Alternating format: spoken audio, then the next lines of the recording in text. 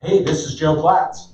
I'm Ryan Gardner. We're here with the Platz Group, and this week we wanted to talk about lot size and land. So here's what we know. We know in the COVID environment that we have a lot of people reaching out to us, and maybe they live in what we quantify as a medium density or a high density thing, and they're thinking about social distancing. They're thinking about maybe a pet. They're thinking about everything from maybe a dog to maybe a pony, right? Everybody wants a pony, right? My daughter does. I live with people who want a pony, right? So this is what I know. This is a little crass, but I make this joke all the time. I know that for me, Ryan, for my family, I don't know about yours, but something that has never made me angry was land. No. Does not make me angry. So Ryan, what are all the things that the buyers that we're talking to right now that have this consideration, that have this thought, that have this in mind? What are they talking about? Why are they asking you questions? Well, for one, I mean, people are just realizing, hey, maybe my job is a little different. Maybe even in the future, no matter what happens with this, Yep. that I might only have to go in every once in a while. So I'd love to have some land. That's always been a dream. So they want more room, right? So, Yeah. and if this prolongs further, they might have some staycations in mind. So they might be Yeah. making that nice ranch style house or that piece of land. If you're going to quarantine, They might make the best of it, right? Yeah. Or maybe they've always dreamed about having those animals, and they just, you know what? I live in Seattle because of my job, and now I'm moving out, and hey, I can get that German Shepherd that I've always wanted, right? Or maybe they're into gardening and they want to have more than just herbs in the windowsill, Right. and they want to do some raised beds, or they want to grab the rototiller, or whatever that looks like.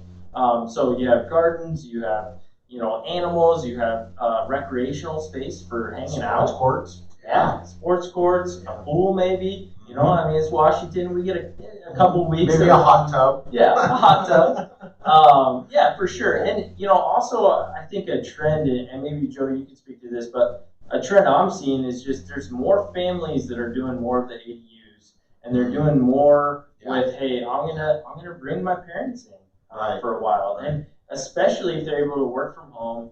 They're able to do school where it works for them. They're also just kind of thinking, hey, you know what, mom and dad, they're doing good, but we want them close. Let's keep them close. So they're needing more space, lot size, but they're also needing some more square footage. Right. So every time we have a significant thing happen that has, I would just quantify maybe from an adjective standpoint, an economic event.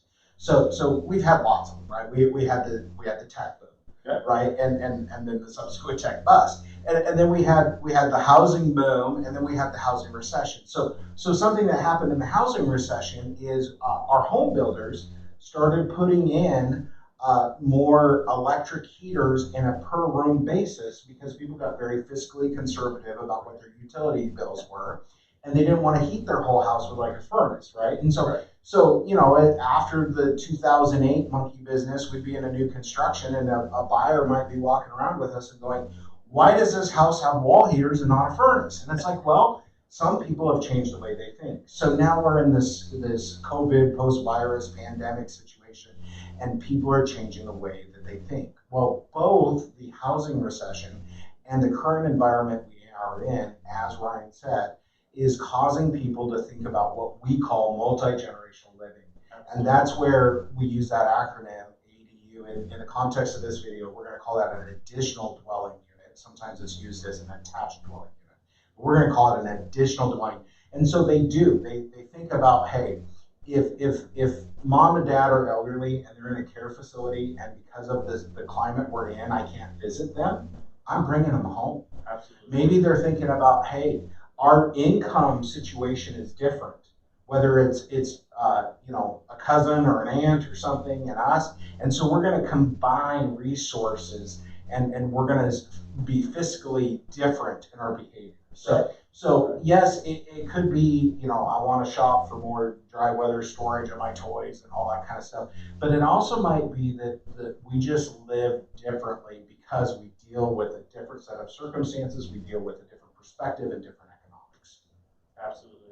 Yeah. So what else, either home or land, Ryan, are you being asked questions about by today's buyer? I mean, they're land and square footage always kind of go. We're seeing a ton of people moving out, right? And so they just, a lot of times, I guess first time home buyers comes to mind because they're looking at, okay, right now we don't have kids, but we want a family eventually. We have two jobs. One of us gets to work from home typically out of those two. And right now, sometimes both. 2.5. Yeah. So I mean, they're saying, hey, we can do great in a condo, but really long term, they'd be better off buying that single family house, more house that they could grow into. So they want a yard and a house. Yeah. Which makes sense. Right. Yeah, for sure. There's so many layers to this, right? I'm getting calls about, I need 2 very designated spaces for work from home. Yeah. And oh, by the way, I actually need 3 because my child's on Zoom school, right? And so, I think space in 2 perspectives, both in the size of your home and the size of your yard, do have a different perceived value right now. And then there's also the idea of we have changed as a culture. I know that my grandparents lived in the same property for 50 years. Ryan, is that common today? No, not anymore. No. My grandparents did the same thing, and it was a small house, right? Right. Yeah. Right. And at the same time, Ryan, are you cool moving like every 1 to 2 years, or would you like to live in a house longer than that? I'd like to. Right. So the perspective is that we also have a lot of people like you were talking about a minute ago. They're forward thinking and they're thinking about, is there maybe a chance that I might have family moving in the future? Is there maybe a chance that we might choose to have children in one capacity or another? Yeah. And so those are all things that come into perspective that we got to take into consideration. Last couple of things I'd say is, if we're talking about animals, if we're talking about additional structures and those kinds of things, you always want to take into consideration covenants, conditions, and restrictions, also known as CC&Rs, HOAs, homeowners associations, those types of things. So, all right, well, that's it for today. We'll catch you next week. We're out.